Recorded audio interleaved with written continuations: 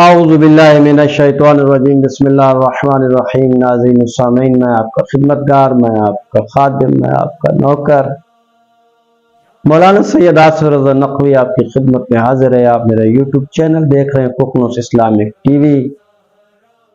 عزیزان گرامی قادر، عزاداران حسین، عزاداران مظلوم کربلا، عزاداران فاطمہ زہرا یعنی فاطمیہ منا رہے ہو، آج میں حضرت فاطمہ کے شرکائے جنازہ کی بات کرتا ہوں کہ جناب زہرا کے جنازے میں کتنے لوگوں نے شرکت کی ہے۔ پاک زہرا جنازہ ہے حضرت فاطمہ زہرا صلوات اللہ علیہا، اللہم صلی علی محمد وعلی محمد۔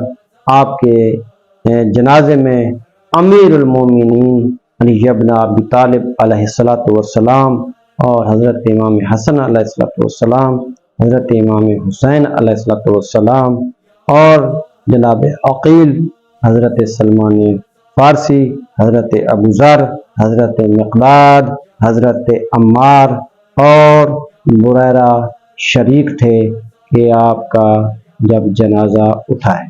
انہی لوگوں نے نماز جنازہ پڑھی ہے جن کے نام میں نے لیے ہیں اور یہ کتب سے اخذ کر کے آپ حضرات کے سامنے نام پیش کیے ہیں۔ ایک روایت میں ملتا ہے کہ فضل حذیفہ اور ابن مسعود کا بھی اس میں اضافہ ہے، جس میں عباس، فضل اور حذیفہ کا بھی اس میں اضافہ ہے کہ یہ لوگ آپ کے جنازے میں آپ کے جنازے میں ان لوگوں نے شرکت فرمائی ہے۔ یقیناً یہ ان کو سعادت نصیب ہے کہ ان کو بی بی نے منع نہیں کیا تھا اور علی نے منع نہیں کیا، تو آپ کے جنازے میں وہ لوگ شریک تھے۔